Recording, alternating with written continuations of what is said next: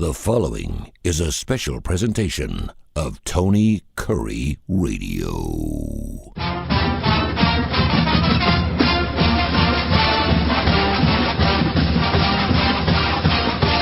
One of my favorite shows to do every single week because I am a UAB Blazer fan, man. I believe that gold and green, man. I love that. And of course, he's Mark Ingram, who's the athletic director for the UAB Blazers. That's why it's called the UAB Director's Chair. He joins us right here. Mark, how you doing, brother? Everything good? Hey, good morning. Yeah, man. How you doing? I'm doing fantastic. We're doing wonderful. And of course, the hire of Trent Dilfer was last week. We had you on right after that happened. We greatly appreciate your time. And of course, it was one of our most listened to podcasts. We love that. I wanted to ask you, though, about Trent. Now, you've gotten a chance. You've been talking to him since August. I'm assuming he's in town now? Yeah, absolutely. Yeah, definitely in town. He's been working with our current staff and with some new staff coming in and getting to know players and recruiting, and so he's got it all happening all at the same time. Well, he traditionally has been kind of a West Coast, East Coast guy. He played in Baltimore. Of course, he was out in San Francisco. He was born in Santa Cruz. He did play 1 year for the Cleveland Browns, and that's the only blemish on his resume because we don't like the Browns as Bengals fans. But what's his thoughts of what he's seen so far in Birmingham from a cultural standpoint? A lot of people come here and they go, wow, I never realized just how nice people are here. But what's his first impressions of what UAB and the Birmingham area is all about? Yeah, so he's got a really close friend that he serves on a board with here in town, a national, like a Christian Foundation board. And so he already was familiar with Birmingham. Mm-hmm. And I think it was a big part of the draw, quite honestly. When he and I started talking, he had a very favorable opinion of Birmingham and the state of Alabama already. And he had come down, he had brought his team to play in Georgia and play against Thompson High School. And so he's not unfamiliar with this place and this part of the country at all. And so Birmingham, I think, was a real draw to him. You're right. There are a lot of people who are surprised maybe by how big it is or culturally how much there is to offer if they have not been here. I've seen that myself with recruiting, talent here, whether it's coaches or other administrators. A lot of people, I'm sure a lot of our listeners would say that people come here and they're pleasantly surprised by what they see and learn about our city. But I think he already had a little bit of feel for that, but he's really excited about it. And one of the great advantages to him is that you mentioned San Francisco and Baltimore, Tampa and Cleveland. I mean, that is almost exactly the, four corners of our country. Yeah, it is. And he also has lived in Austin, Texas, and now, of course, coming from Nashville. So he's been exposed to a lot of different places and cultures and has a lot of relationships nationwide. Not just one state or one part of the country. It's really very far reaching. Assuming that a guy knows he's going to get a job like Trent did, how does his staff hiring work? Do most guys reach out to other staff guys before they actually get the job, knowing they're probably going to get it, and join them in, or do they get in town first and then kind of feel it out? Do they look at the staff that is before them and give them an opportunity to win those jobs? How does that work? Yeah, so I would say that's the same for everybody, not just Trent Dilfer, but in interviewing people, what they all have is a core group of a few coaches that they have to have.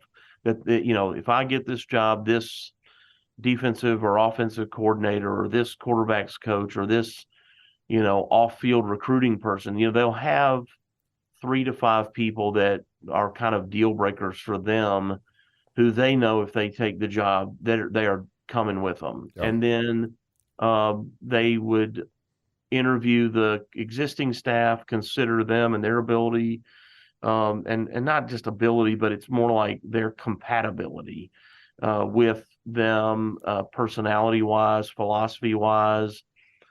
Do they want to run the same type of system or scheme that I want to run? That kind of thing. And then, just go from there. And so maybe keep some number of previous staff members or not. I've seen it both ways, where they keep 1 or 3 or keep none. I don't know that I've ever seen a situation where a new coach comes in and keeps everybody, right? Yeah. But that so you blend the people that they have to have that are definitely coming, then you blend in a couple existing folks, and then you're recruiting the remainder of the staff. And to say that he and I have gotten a lot of recommendations on staff is a massive understatement. What? And at the same time, what he's getting that I'm not getting is he's getting all these recommendations on players. Yeah. So he's trying to manage all the prospect recommendations and staff recommendations all at once. This is the UAB director's chair. He is the athletic director of the UAB Blazers. We like to pull the curtain back, and you can find out how it all works. And that's why we throw these questions out. He's kind enough to give us about 30 minutes every single week here for the UAB Director's Chair podcast. We got some emails, info@TonyCurryRadio.net, info@TonyCurryRadio.net. And of course, we're on every major podcast industry, Spotify, iTunes, you name it, Audio Boom. You can find us and listen to us every single week. We'll continue to do that. Julie down at UAB wants to know, how does the travel plans work for UAB's Bahamas Bowl trip coming up a week from this Friday against Miami of Ohio? By the way, I'm an Ohio guy, but I will be rooting for the UAB Blazers, and I didn't go to Cincinnati either, so you have no problems there. But she wants to know who gets to go. Does the band get to go? Does Mark get to go? When do you leave? When do you come home? How's it work? Yeah, I love Julie from UAB because Julie works at UAB. So yeah, she does. So the Bahamas Bowl is a really unique trip for the obvious reasons, but some not so obvious reasons. Logistically, it's really a challenge for our equipment managers and folks like that, because we had to put all of our equipment, I'm talking about the helmets and shoulder pads and the what we call a porta-cool, which is those sideline sort of air conditioner fans, big bulky stuff. We had to put on a shipping container last week, and then a truck drives it to Miami. Then that container gets put onto a boat and carried over to the island. Jeez. And so that is really unusual. And we had to do it last week because of all that time, from stop to stop. That wouldn't be the case if we were going, like last year we went to Shreveport. It's probably a 6-hour drive or so, 6.5-hour drive. We just put it in our equipment truck and drove it over there. And so this is a really unique trip, but we've done it before, and we've been there. So it's a lot smoother this time, the second time around, because we know what to expect. We know what the limitations are. The folks of the Bahamas Bowl that run the bowl are really funny, and they're terrific in saying, hey, I know you want to come here to play a football game, but they just over and over and over again, they'll say, this bowl is not about the game. And as competitors, we're like, well, of course it's about the game. By gosh, we're coming down there to win. But now that we've been, we understand what they mean, which is, the practice space isn't great. It isn't great. And the stadium is designed, it's like this world-class track stadium. So it is designed for the purpose of track athletes and a track event like you'd watch at the Olympics. And so the seating is pretty far from the field. And, it's just, there's just things like that you just have to realize are part of it. And if you can just get over that, you go play the football game, and it really is less about the game. It's more about this fantastic trip to this fantastic, beautiful location, which is kind of a dream vacation for most everybody. And what a great thing for our two teams to be able to do. So it's a wonderful trip. Yes, I'm going to join the team. There's a number of events that both the players and myself and coaches are required to attend. Required. Yeah, we're required to attend it's part of the sponsor packaging around, they'll have like a lunch or a dinner event or something that's sponsored by somebody. And so there's this arrangement that we, both teams and folks, agree to attend. Let's say there's some luau type thing at night, or some event on the beach, or a banquet, for lunch that recognizes all the corporate partners. the last thing you'd want is to tell, for if you're the bowl executives, to tell all these partners, yeah, we'll have both teams there, and then one of the teams not show up, Yeah. because they just say, we don't want to eat that, or we need to be resting or watching film during that time. So we do kind of, there are some things that when you agree to go to the bowl, you're agreeing to a schedule of events, which includes the game, of course. But yeah, so anyway, nonetheless, yes, I'll go down there. We leave, the team and we all leave Monday. We have a larger travel party than normal, because another number of the coaches will take their spouses or their families. We take more players. We normally only travel 70 players. Well, we have 116 players. So, in this case, everybody, all the players will go. And so it's a bigger group than we usually have, but and then the game is Friday. So you get there, kind of mid to late afternoon on Monday, and then there's an event Monday night, and then they have their practice schedule Tuesday, Wednesday, Thursday, and then play the game Friday morning. It's really Friday morning. It's like 10:30 or something. Can you talk about that? Because we talked about that. I did sports radio for 30 years. Can you talk about what those extra practices mean to a football team? We always talk about, you got to get to 6 wins because you got to go to a bowl game, and more importantly, that allows these guys to get more practice time. Otherwise, they're not allowed to practice. Can you talk about what that means to the program? Not only the guys that are there, but also in this particular case with Trent Dilfer coming in, and you're going to the AAC next year. That's got to be super important for him to see those kids get after it. Absolutely, it is. And so, yeah, Coach Dilfer, he'll be at practice. We have practice starting here in a few minutes. Actually, he'll be at practice this morning, watching the guys and just continuing to be around. He's not coaching. He's not advising. I mean, if Bryant Vincent or somebody else had said, "Hey, what do you think of this?" he certainly would answer their question. But he's really out there just to be around and, high five a guy, or hey, nice catch, and that sort of thing. I didn't realize this as a player until probably halfway through my own career.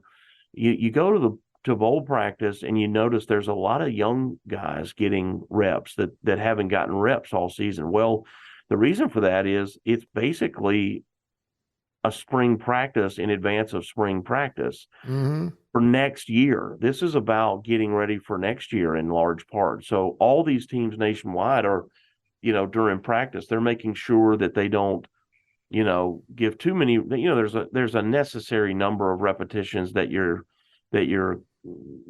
starters need to get. But more than ever, the freshmen and sophomores are getting more reps than they normally get, because it's an opportunity for them to go ahead and figure out the pace of practice and all that kind of thing for the spring. As a kid who played tight end during the game and then played trumpet at halftime for the marching band, will the marching band be going? And what about the Golden Girls? Sometimes I had to play my trumpet in my tight end. Yes, I did. I did both. I was multitasking. I know what is super. I got all the girls in the marching band. What are the Golden Girls going to be going, and is the marching band going to go? So we have a huge basketball game here at home. We have we have a women's game and a men's game, and probably our what we would anticipate is our biggest home game of the year in men's basketball, when we host South Carolina on Wednesday the 14th. And so that's a real priority for us, in addition to the bowl game. So we have this every year where we have to split our spirit squad up, and you've got some cheerleaders or some Golden Girls, or you take, let's say, leave cheer and take Golden Girls, or vice versa. So we'll have to divide that group up. The spirit coordinator manages all that, but we'll have, some will be in the Bahamas and some will be here. And so with the band, we have about, it varies, I think 40 to 60 who would play at home in the band. And that's a pretty good chunk. And so the Bahamas is unique in that, coming back to, you got to ship all the instruments over there, and which is different than normal. If we traveled them to a road game, they would get on the bus and put their instruments underneath and go to the game, get on the bus, come back. That's not so simple with a bowl that's on an island. So in the event of the Bahamas Bowl, very few occasions do bands go to this bowl game. When we went last time, it just so happened, ironically, that Ohio University was taking their band, and it was our first bowl game since Hawaii in 2004, and it was the first year that football came back and all that kind of thing. So we took a lot of people that we do not ordinarily take and have not taken to another game since, all around sort of the celebration of that sort of comeback season. Yeah. So the band is not traveling with us to the Bahamas this year, but nor is Miami's band going. I'll tell you what, when UAB goes to a bowl game, they know how to pick them. Hawaii, the Bahamas, you guys do pretty good. UAB Director's Chair.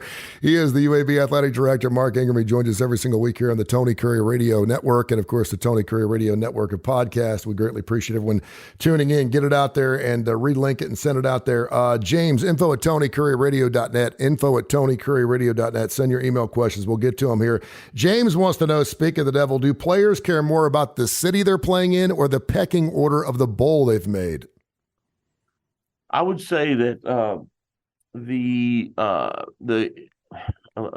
sort of the advent of the college football playoff has created that question that James asked, which is a good one. So I would say prior to the college football playoff, or even prior to the BCS, which predated that, it was about, the bowl games had great value, but the cities certainly have a lot to do with that. But you knew if you were the champion of your conference where you were going to go. Now the college football playoff has, changed that a bit. And I would say the destination does have a lot to it, and the date. It's a combination of the date and the location. If you're not in the college football playoff, then it's tough when you travel on Christmas Day. These games that are on the 26th, 27th, 28th, 29th, it's everybody at the end of a football season is looking for just a little breather. That's not just players and coaches. That's all sorts of staff that help us run the games and manage all that. And so to carry that through is tough. That doesn't mean they don't enjoy it. I don't want to say that at all. I think the players, by and large, enjoy the opportunity to play another game. The seniors in particular appreciate the opportunity to play one more time together. And for a lot of them, in fact, most of them, it is the last time they're going to put pads on. So I think most people would tell you they love it, but I don't recall a time, Tony, and I'm sure it existed, but prior to the CFP, I don't recall players opting out before. Yeah. And so now what you see is players, if they're not in the CFP, you see more and more players saying, hey, best of luck to you guys. But it's created a term which I can't stand, meaningless bowl games. And I don't like that term. And I don't like that term because it's said by people who have never been in a locker room with a group of kids who haven't been bowl eligible in years, and they get that sixth win for the first time in a long time. And the celebration inside that locker room, Tony, is just like we won the national championship. Well, and now I've been in a national championship locker room, so I'm telling you, it's the same. Yeah, now I've also been in a team meeting room with a group of kids who won 6 games and did not get an invitation, and had to break the news to them that, hey, you got there, but we didn't receive an invitation, and that hurt is as bad as any hurt that I've been around. Yeah, and now with the NIL money, I would think that, and I know that some schools actually pay for this, but from an insurance policy standpoint, if you're afraid you're going to get banged up in a bowl game, if you're going to make it to the next level, and I heard the question yesterday on another radio station talking about it's only a matter of time before a star player who's going to make it in the NFL sits out one of those final 4 games in the CFP, and I hope I never see that. That would be horrible. He is Mark Ingram, the athletic director for the UAB Blazers. It's the UAB director's chair. We got a couple more email questions here from Tiffany. I want to talk some hoops as well, too. We just have a few more minutes here. She wants to know what you take on Coach Prime taking the Colorado job. Of course, he was at Jackson State, an HBCU, and he certainly played the part down there. He brought a lot of notoriety to that program. They went undefeated this year, and the fact that he wants to go ahead and move somewhere else and certainly go to a predominantly white school in Colorado, I think he can make a huge impact. But what's your thoughts? Well, I'm not afraid to say that I did a lot of research on Deion Sanders and had some other ADs tell me that they had spoken to him before, that just how impressive he was, how prepared he was. They weren't just surprised by the interview. There are few occasions where a coach is more prepared than everybody else, and they kind of put him in that category. They said, just, I'm not sure what I expected, but he exceeded my expectations. I know that. And so I did some research on him, and you and I both grew up watching that guy play, and he's not much older than me, but he is a little bit.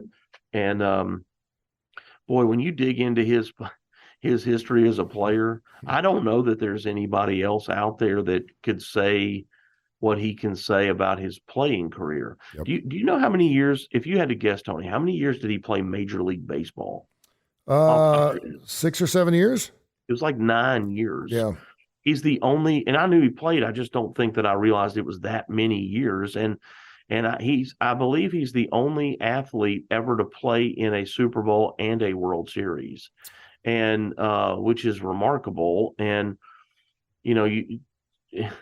he wasn't just a guy on the team, because of his name and they thought it would sell tickets. I mean, the guy started. I mean, so on both baseball and football. I mean, it's an amazing. So anyway, he's got a fantastic story as a player himself, and I'm sure that resonates with recruits. And I'm happy for him. I think if you say, well, why Colorado? And I've never worked at Colorado, but I've been there to Boulder a few times. I know that they have a lot of alumni in California. Of course, he played for the 49ers, so that's got to be positive. And then I think they try to also get a lot of players from Texas. Well, he obviously, he lived in Dallas and he played for the Cowboys, so I see the connection there for some sort of tie-in to those places, and he's going to recruit outside of those borders and nationally, like everybody's trying to do. But there's risk in every hire. You ask yourself, but what's the reward? What's the potential for the reward versus our other candidates? And I can only assume that, like me, they saw that in hiring Trent Dilfer, that there's a huge upside here. And again, risk, it doesn't matter who you hire. There's some amount of risk. So what's your potential upside? We think that ours is incredibly high with Trent Dilfer. And I haven't spoken to Rick George at Colorado, my counterpart, but I bet he would say the same thing. Now, for people that are being critical of him, they expected him to stay at Jack State his entire life. I'm like, that's never going to happen. He's a coach. He wants to win at the highest level. He's always been like that. Well, you mentioned the fact that he's been to a World Series and Super Bowl. And for me, I mean, the fact that he brought so much notoriety of HBCUs and certainly being at that first school, now he can further that platform at a place where, quite frankly, they don't have that in the Colorado area. And then the other thing I think is a perfect, not only a perfect spot for him, but Colorado's never expected to do. I remember seeing Alabama play Colorado in the Blockbuster Bowl back in 1990. Colorado used to be good. Rocket Ismail. I mean, I think about some of the great players that played for them, and they've been so irrelevant for such a long period of time. He could be a hero there, so there's no doubt. UAB Director's Chair with Mark Ingram. We got to talk some hoops. Your basketball program is doing fantastic. They're 7-1 when we're recording this. Of course, you got West Virginia coming up this weekend. God, please, I was at Legacy when I saw that game last year. UAB led the entire game, and somehow West Virginia pulled it out in the end. I'm not a Bobby Huggins fan. It just pissed me off to no end to lose that basketball game. So payback, get it done this weekend. And then, of course, you got South Carolina coming up on the 14th. But just talk about where your program is right now. They're the lights out. They're fun to watch. They're a ton of fun to watch, and Andy Kennedy has done a phenomenal job bringing a lot of high-level players. And I think one of the challenges, we've talked about this before, probably one of the bigger challenges is when you with the advent of the portal and bringing players in through the portal, it's just tough to build chemistry. And basketball is a sport that you just got to play together and play together and play together to know, that, Tony, when I drive the lane and I don't really have a shot, I know that I could lob it next to the rim. You're going to be there to, to tap it in or dunk it. And that kind of thing knowing one another's tendencies. You can't just flip a switch and go, okay, now we got to know each other. It just happens over a lot of time, and so that's what I see right now is really high level talent, really exciting players, just still trying to, in that early part of the season, figure it out, each other out, gel together, as people say. And I think our team is fantastic. And you said it, they are fun to watch. They're exciting, and they can score, and there's a lot of people who can score. It's not just one or two. There's a lot of people who can score. And Andy says that Coach Huggins' team at West Virginia is probably 20 points better than last year's team. And wow, but Tony, we might be 20 points better as well. So I think it's going to be a great test. Obviously, he says that West Virginia is dramatically better, and but again, I think we are too. Mark, start packing that bag. We'll catch up with you next week before you leave for the Bahamas Bowl. If you need some Hawaiian shirts, I've got several here. I used to do some Parrot Head parties. I can help you out there. But appreciate your time, man. Thank you so much, brother. We'll catch up next week. Yeah, sounds great, Tony. Have a great week. This has been a special presentation of Tony Kurre Radio.